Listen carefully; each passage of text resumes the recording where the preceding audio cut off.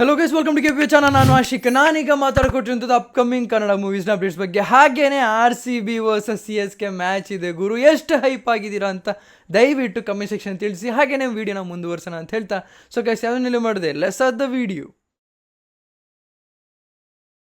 ಇವತ್ತಿನ ಮ್ಯಾಚ್ ಬಗ್ಗೆ ಲಾಸ್ಟಲ್ಲಿ ಮಾತಾಡ್ಕೊಳ್ಳೋಣ. ಮೊದಲನೇದಾಗಿ ಅಪ್ಡೇಟ್ ಬಂದು ಟಾಕ್ಸಿಕ್ ಮೂವಿದಾಗಿರುವಂಥದ್ದು ಆಡಿಷನಿಗೆ ಕರೀತಾ ಇದ್ದಾರೆ. ಹೇಗಿದೆ ಅಂದರೆ ಕ್ರೈಟೀರಿಯಸ್ ಅಂದರೆ ಹುಡುಗರಿಗೆ 25-75 ವರ್ಷದವರೆಗೂ ಆಡಿಷನ್ ಕಾಲ್ಸ್ ಆಗುತ್ತೆ. ಕಿಡ್ಸಿಗೆ 12 ವರ್ಷದಿಂದ 16 ವರ್ಷದ. ನಾನೊಂದು ಹೇಳಲ್ಲ ನಿಮಗೆ, ಓಪನ್ ಆಗಿ ಹೇಳ್ತೀನಿ, ಲೈಕ್ ಇಂಡಸ್ಟ್ರಿಯಲ್ಲ ಈ ಥರ ನಡೀತಾ ಇರುತ್ತೆ.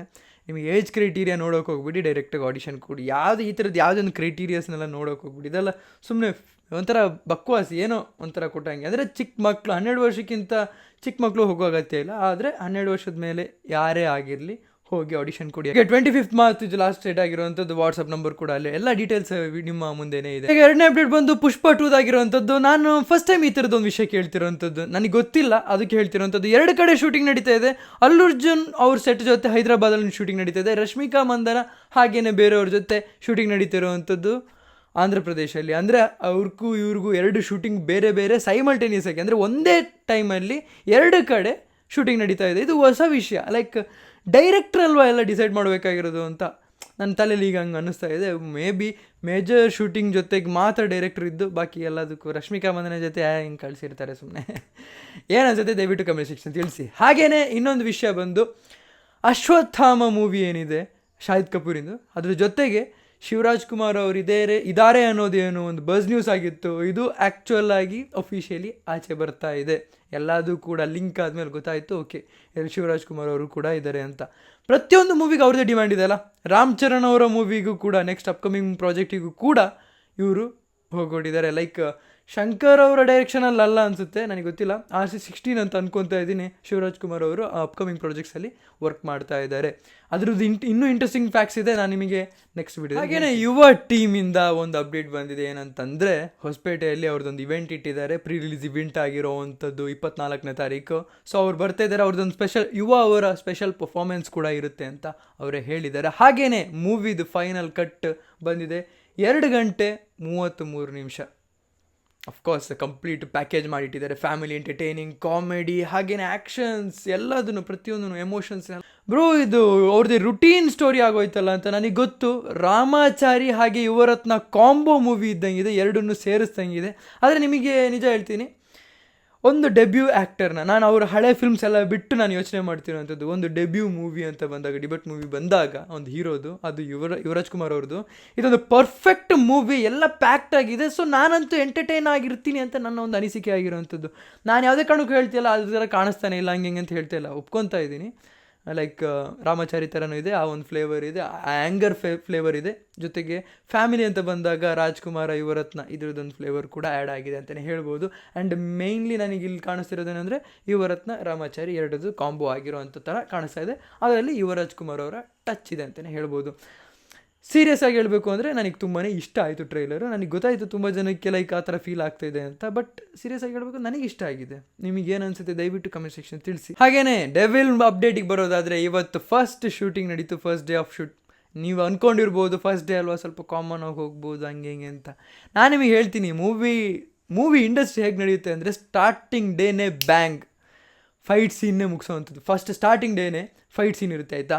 ಆ್ಯಕ್ಚುಲಿ ಇಲ್ಲ ಅಂದರೆ ಏನಿರುತ್ತೆ ಅಂದರೆ, ಲೈಕ್ ನನಗೆ ಸಿಕ್ಕಿರೋಂಥ ಅಪ್ಡೇಟ್ ಪ್ರಕಾರ ಮಿರರ್ ಮೇಜ್ ಏನಿರುತ್ತಲ್ಲ, ಲೈಕ್ ಕಂಪ್ಲೀಟ್ ಮಿರರೇ ತುಂಬಿರುತ್ತೆ. ಅದ್ರ ಜೊತೆಗೆ ಒಂದು ಪರ್ಫಾರ್ಮೆನ್ಸ್ ಇದೆ ಅಂತಂದರೆ, ಅದರೊಳಗಡೆ ಒಂದು ಪರ್ಫಾರ್ಮೆನ್ಸ್ ಇರುತ್ತೆ. ಲೈಕ್ ಪರ್ಫಾರ್ಮೆನ್ಸ್ ಅಂದರೆ ನಾನು ಹೇಳ್ತಿರೋಂಥದ್ದು ಫೈಟ್ ಸೀಕ್ವೆನ್ಸ್, ಒಂದು ಆ್ಯಕ್ಷನ್ ಸೀಕ್ವೆನ್ಸ್ನ ಇನ್ವಾಲ್ವ್ ಮಾಡಿದ್ದಾರೆ. ಇದೊಂದು ಮೇಜರ್ ಸೆಟ್ ಆಗಿರೋವಂಥದ್ದು. ಫಸ್ಟ್ ಡೇನೇ ಯಾವುದೇ ಕಾರಣಕ್ಕೂ ಚಿಕ್ಕದಾಗಿ ಹೋಗಲ್ಲ. ಯಾವ ಮೂವಿ ಕೂಡ, ಡೆವಿಲ್ ಅಂತಲ್ಲ, ಯಾವ ಮೂವಿ ಕೂಡ ಚಿಕ್ಕದಾಗಿ ಹೋಗಲ್ಲ, ದೊಡ್ಡ ಬ್ಯಾಂಗ್ ಜೊತೆನೇ ಹೋಗ್ತಾರೆ. ಇದು ನಾನು ತಿಳ್ಕೊಂಡಿರೋವಂಥ ಒಂದು ವಿಷಯ ಆಗಿರೋವಂಥದ್ದು. ಫಸ್ಟ್ ಡೇ ಒಂದು ಆ್ಯಕ್ಷನ್ ಸೀಕ್ವೆನ್ಸ್ ಇರುತ್ತೆ, ಇಲ್ಲ ಫೈಟ್ ಸೀನ್ ಇರುತ್ತೆ. ಇದು ಕಾಮನಾಗಿ ಏನಾಗುತ್ತೆ ಅಂದರೆ, ಅದಾದಮೇಲೆ ಎಷ್ಟೆಷ್ಟು ಕವರ್ ಮಾಡಬೇಕು ಅಂತ ಒಂದು ಮೂವಿ ಟೀಮಿಗೆ ಒಂದು ಐಡಿಯಾ ಸಿಗುತ್ತೆ. ಇದು ನಾರ್ಮಲ್ ಆಗಿ ಈ ಮೂವಿ ಇಂಡಸ್ಟ್ರಿಯಲ್ಲಿ ನಡೆಯುವಂಥದ್ದು. ಓಕೆ, ಇದು ಇಷ್ಟು ಮೂವಿ ಸ್ಟಾರ್ಟ್ ಆಗಿದ್ರ ವಿಷಯ ಆಯಿತು. ಈಗ ಬಂದಿರುವಂಥದ್ದು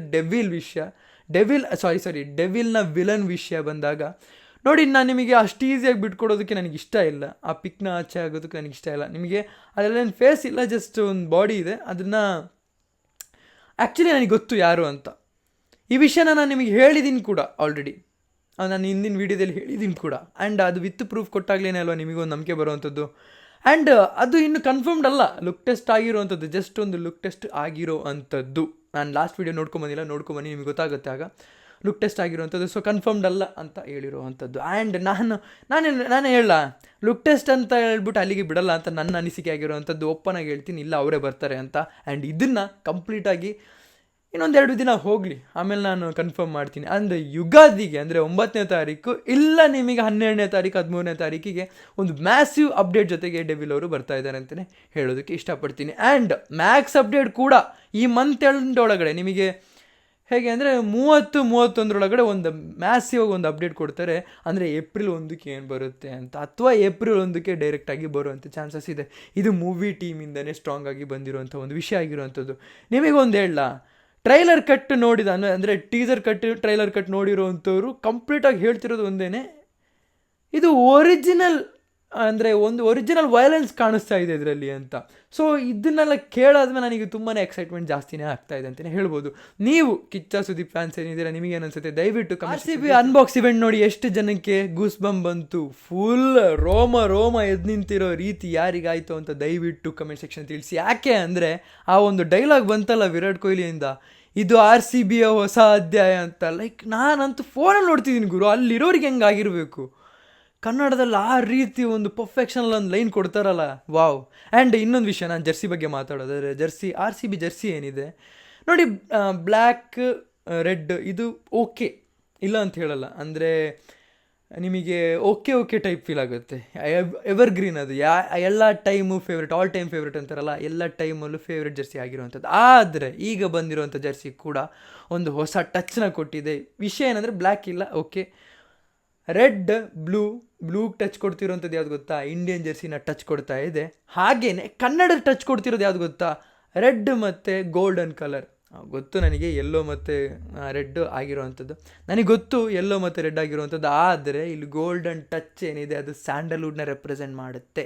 ಹಾಗೆಯೇ ರೆಡ್ ಏನಿದೆ ಅಂದರೆ ನಮ್ಮ ಕನ್ನಡ ಬಾವುಟನ ರೆಪ್ರೆಸೆಂಟ್ ಮಾಡ್ತಾ ಅದ್ರ ಜೊತೆಗೆ ಒಂದು ಇಂಡಿಯನ್ ಟಚ್ ಕೊಡ್ತಾ ಇದೊಂದು ಪರ್ಫೆಕ್ಟ್ ಜರ್ಸಿ ಅಂತ ಹೇಳೋದಕ್ಕೆ ಇಷ್ಟಪಡ್ತೀನಿ. ನಿಮಗೇನು ಅನಿಸುತ್ತೆ ದಯವಿಟ್ಟು ಕಮೆಂಟ್ ಸೆಕ್ಷನ್ ತಿಳಿಸಿ.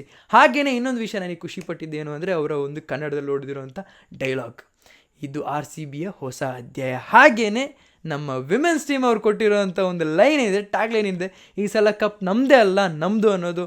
ಇದೆಲ್ಲ ಇಂಟ್ರೆಸ್ಟಿಂಗ್ ಫ್ಯಾಕ್ಟ್ಸ್ ಎಲ್ಲ ನೋಡ್ತಾ ಇರಬೇಕಾದ್ರೆ ಈ ಸಲ ಕಪ್ ನಮ್ಮದು ಗುರು, ಏನಂತೀರಾ ದಯವಿಟ್ಟು ಕಮೆಂಟ್ ಸೆಕ್ಷನ್ ತಿಳಿಸಿ. ಲಾಸ್ಟ್ 2023 ಆಡಿರೋವಂಥ ಮ್ಯಾಚ್, ಇವರ ಲಾಸ್ಟ್ ಮ್ಯಾಚ್ ಏನಿದೆ ತುಂಬಾ ಕ್ಲೋಸ್ ಫೈಟ್ ಇದ್ದಿದ್ದು ಮ್ಯಾಚ್, ಆಯಿತಾ.